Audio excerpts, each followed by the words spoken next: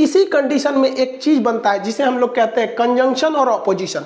Conjunction मतलब क्या होता है, जोड़ देना किसी चीज को। तो जब कभी भी सूरज, पृथ्वी और ये इन दोनों के एक ही साइड में, तीनों एक ही साइड में अगर आ जाते हैं तो ये इस कंडीशन को हम लोग कहते हैं युति। इसे क्या कहते हैं, युति। तो ये 180 डिग्री हो जाते हैं सब। लेकिन जब चंद्रमा दूर चला जाता है, सूरज से क्या हो जाता है, दूर चला जाता है, तो उनमें वियोग हो जाता है, दूर हो जाते हैं, अपोजिट डायरेक्शन में हो जाता है, तो उसे कहते हैं अपोजिशन यानी वियुति।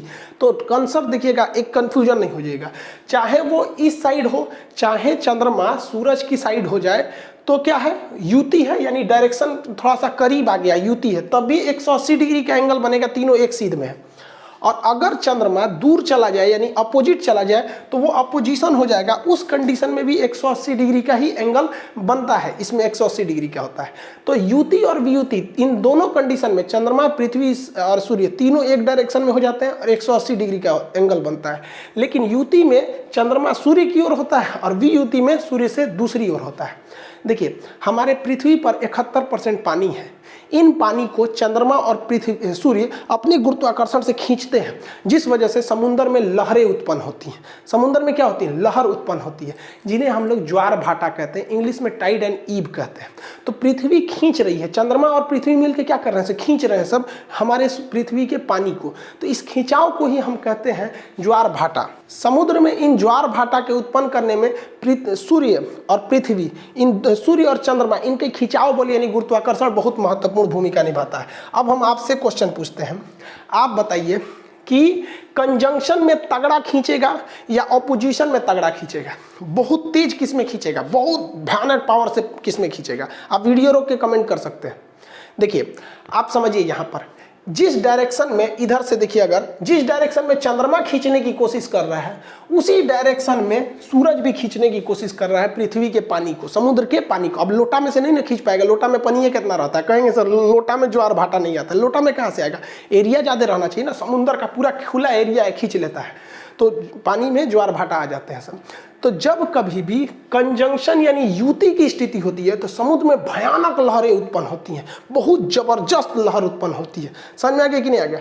लेकिन वियुति के समय क्या होती है कि चंद्रमा इधर से खींच रहा होता है और सूर्य इधर से खींच रहा होता है, तो इसमें भी लहर उठती है, लेकिन बहुत भयानक टाइप से नहीं उठ पाती है।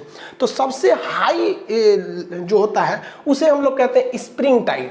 बहुत ज़्यादा उठेगा तो उसे क्या कहते हैं, स्प्रिंग टाइड। और ये भी देखिए, इसमें भी ज़्यादा ही उठाता है तो कहेगा कि जब ज्वार भाटा बहुत बड़े आते हैं, स्प्रिंग टाइप सबसे ज़्यादा ज्वार भाटा कब आएगा, तो कंजंक्शन के टाइम पे, उससे थोड़ा सा नीचे रहेगा अपोजिशन के टाइम पे ये रहता है, और इसकी आकृति बहुत बड़ी हो जाती है यहाँ पर। लेकिन एक और कंडीशन आता है, क्योंकि चंद्रमा तो घूम रहा है, आप देखेंगे तो चंद्रमा क्या है, यहाँ से ऐसे ऐसे क्या कर रहा है, घूम रहा है, तो हमेशा एक कंडीशन पे तो रहेगा नहीं चंद्रमा यहाँ पर। ऐसा भी तो हो सकता है, हम चंद्रमा को इन दोनों छोर पे रखे थे, अब ऊपर नीचे रख के देख लेते हैं तो ये 90 डिग्री का एंगल बन जाता है। तो 90 डिग्री का जब एंगल बनता है तो इसमें जो इधर पानी खींच रहा है सूर्य और इधर की ओर खींच रहा है चंद्रमा, तो इसमें ना पानी की लहरें बहुत ज़्यादा नहीं उठ पाती हैं। और इसमें भी सेम कंडीशन, ये इधर खींच रहा है, ये इधर खींच रहा है, तो दोनों कंडीशन में तो एंगल 90 डिग्री का ही तो बन रहा है। तो जब 90 डिग्री का एंगल बनता है तो ऐसे ज्वार भाटा को हम लघु यानी छोटा वाला ज्वार भाटा कहते हैं, यानी नीप टाइड कहते हैं। इसमें ज्वार भाटा की ऊंचाई बहुत ही कम होती है, थोड़ा सा छोटा होता है, इस टाइप में होता है ज्वार भाटा यहाँ पर। तो इसमें खींचने में दो चीज़ों की बहुत महत्वपूर्ण भूमिका है। कौन कौन सा चीज़ का? एक सूर्य के गुरुत्वाकर्षण, चंद्रमा का गुरुत्वाकर्षण। लेकिन सूर्य का गुरुत्वाकर्षण पावरफुल है लेकिन दूर है, इसलिए उससे ज़्यादा इफेक्ट डाल देता है चंद्रमा का गुरुत्वाकर्षण, क्योंकि वो कम पावर का होने के बावजूद वो क्या है, ज़्यादा करीब है। और इसमें एक और चीज़ काम करता है, पृथ्वी का घूर्णन गति। पृथ्वी ऐसे घूम रही है तो समुद्र का पानी हल्का सा अपने छलकता है और वो दोनों खींच लेते हैं। तो यूपीएससी 2014 का क्वेश्चन था कि इसमें ज्वार भाटा उत्पन्न करने में किसका योगदान, तो तीनों का। ऑप्शन डी था, क्योंकि 1, 2, 3 सब सही थे ऑप्शन डी पे। समझ में आ रहा है कि नहीं? अब ये इस लहरों को उत्पन्न करने में ये मुख्य भूमिका पृथ्वी का घूर्णन गति, चंद्रमा का गुरुत्वाकर्षण, सूर्य का गुरुत्वाकर्षण इसमें होता है। जबकि आप देखेंगे हीरोइन गाना गाती है, सागर में उठने वाली हर लहर को सलाम, ये तो तोरा खाती उठ रहा है काई, तो चंद्रमा पृथ्वी ये सब के गुरुत्वाकर्षण से उठ रहा है, इनको अपने सुझल रहता है। अब आप कंफ्यूज नहीं होइएगा। देखिए, जब कभी भी 180 डिग्री का एंगल बनेगा, चाहे वो युति के कंडीशन यानी कंजंक्शन में बने, चाहे वो वियुति यानी ऑपोजिशन में बने, इसमें जो टाइड आएगा वो बहुत लंबा आता है, खींच कर आता है, 180 डिग्री का एंगल होता है, इसे स्प्रिंग टाइड कहते हैं।